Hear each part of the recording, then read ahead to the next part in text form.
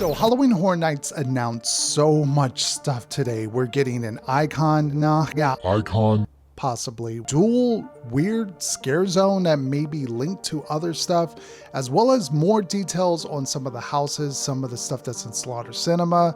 Stay tuned, there's a lot to unpack.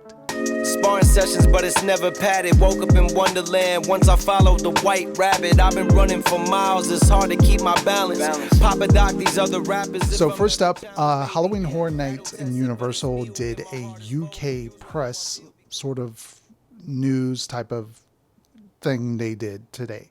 And shout out to Darren Scott, who provided us, at least us here in America, with a lot of details and a lot of stuff that they presented. Otherwise, we would have not really known any of this information because no one else was really reporting it. So thank you to Darren Scott. I have a new image of Otis. I'm pretty sure this is going to be the logo for this year. We have Universal Halloween Horror Nights, where horror lives, and you have the little Otis sort of appearing over it. I definitely can see this as the logo on all the shirts, you know, where they put the little logo and then like the graphic on the back. I definitely could see this being sort of what's going to be on all the merch going forward. And what was cool is Slaughter Cinema, we actually got a look in some more details about that house. We already knew that they were Heavy Metal Hell 3D. We already knew that. No, it is not a 3D house, although it says 3D, not 3D. Sorry. But we also got a look at something new that is coming, which is Mardi Gras Murders, which is Party Till You Drop. We also got a look at one of the killer characters who looks like a crazy looking clown looking jester almost without the clown makeup. He looks really, really scary. I'm excited to see them sort of utilize what they already use in the park for Mardi Gras, and who knows what kind of music will play. So it also states that Mardi Gras Murders will feature music from Universal Orlando's Mardi Gras celebration. There is also a Christmas film scene, which is going to be interesting. So we're getting Mardi Gras, we're getting Christmas, we're getting the Heavy Metal Hell 3D, along with some of the other stuff that was mentioned earlier on when Slaughter Cinema 2 was announced. So all of that sounds very exciting. This house is creeping up on my hype list, especially after today. As well as another house that was announced, Major Sweets Candy Factory. We also got to look at that Taffy character. A lot of people seem to like his makeup. They think it looks creepy and great. Me, I kind of think it looks like the same stuff that we've seen, especially at Universal Studios Hollywood. All the Hollywood folks out there, leave it down in the comment section of what this closely looks like from there. But we also got a look at Major Sweets facade, which is sort of like a factory building. We already know it's inside of Fear Factor, which we already know this is inside of Fast and Furious. That's why it's going to be shut down all the way through the time that Halloween Horror Nights takes place. Looks really cool. I'm excited to get in there. I'm excited to smell the candy and the sweets. Well, maybe I wouldn't eat the candy. It's probably not a good idea.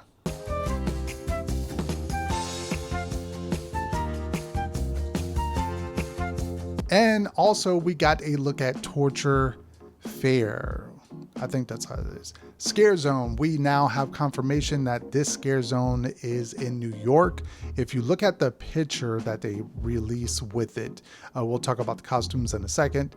That big gigantic picture is going to be a stage. That is usually where, right in New York where we had the stage last year.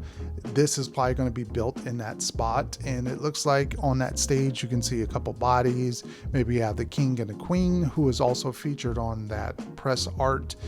We got to look at their costumes and some of the minion costumes as well, who are going to be in the zone. And we have like a torture like device on the stage. So I assume the king and queen are going to come up there and they're going to do some kind of stage show with killing somebody. So looks really interesting. Still not sold on this zone. Not quite yet, but this, you know, I'm all here for some torture and the king and the queen, and maybe we'll come up to them and bow to them, almost like how we did in HHN 30 in Seek and Destroy, that zone of how you came up and you sacrificed yourself. Maybe that will be sort of like this play where you come up to the king and queen, maybe you bow to them or something. I'm sure there'll be some kind of element there with that. Now, we also got a deeper look at that rotting stone and the Museum of Deadly exhibits. We got the opening soon, fall. We got some bit of information in here. There is something really, really cool in here. And shout out to Dreamport who discovered this, or at least, did a little bit of research like he normally would. And we're going to talk about that in just a little bit. So stay tuned for that. We also got a look at Monstros, the Monsters of Latin America. We got a look at some of the characters that are going to be featured in the Orlando version and what they kind of look like. They're kind of redesigning this a little bit, especially, I'm not going to pronounce the name because I'm going to screw it up, but the owl-like creature, it looks very different from what I remember from the Hollywood version. Quite interesting nonetheless. And we also got a look at Goblin Feast Haunted House.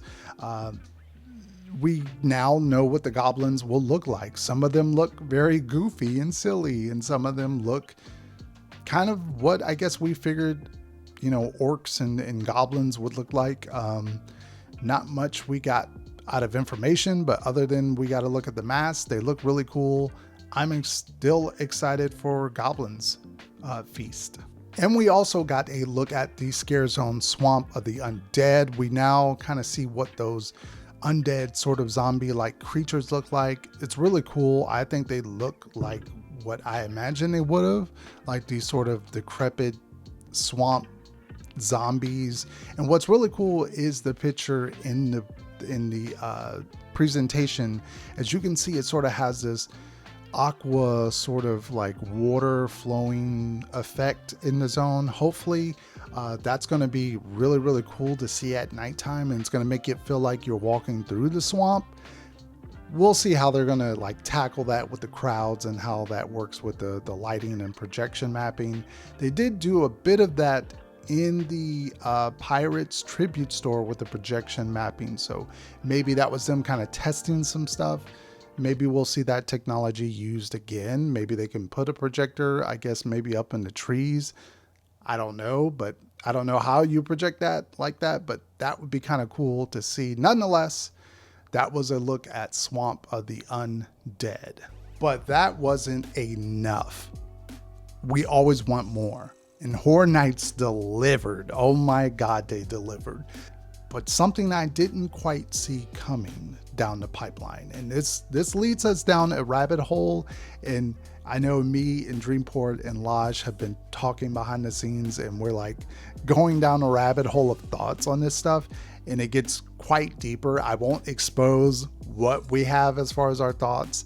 But with this announcement today, we had two scare zones, Duality of Fear, which sounds like it could be Scare Zone of the Year if done correctly. Now, what's really unique about this Scare Zone, yes, we typically have Scare Zones every year. What makes this one unique is the fact that it's saying in the description, as soon as you enter the gates of Halloween Horror Nights, you must choose a path, follow sinister, the manifestation of visceral horror, or follow surreal, the incarnation of unearthly terror. Now it says you must choose a path. Now what's interesting about this, and I've been rattling my brain because last year we know the Minions area was closed off. Like pretty much it was closed off to Horror Nights. They had some spooky lighting. That was it. There was nothing else there for us to see. Now, unless things changed and they were able to expand that zone, it's going to be interesting of how they do the pathway, unless they're just stating this of like, oh, if you go straight and you go all the way down into New York, you're going to be into the Renaissance Fair zone.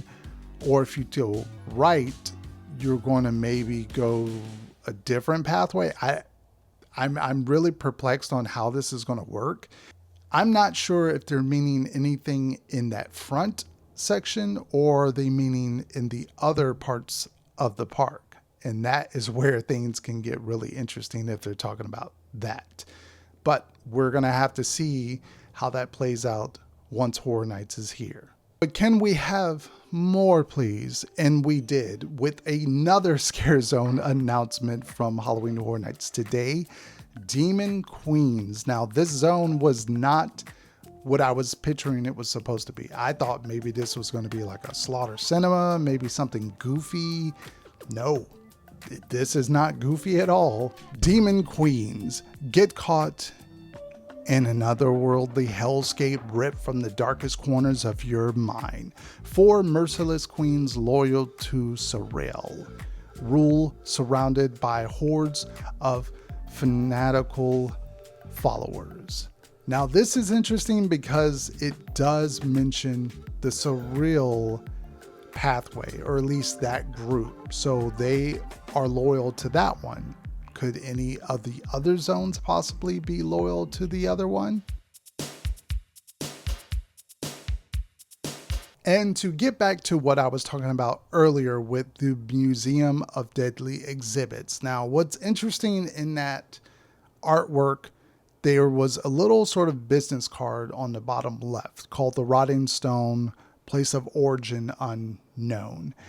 What's interesting is when you start reading, or at least try to read the font, and shout out to Dreamport for basically kind of doing a lot of deeper research into this and going down the rabbit hole and kind of trying to decipher of what that says.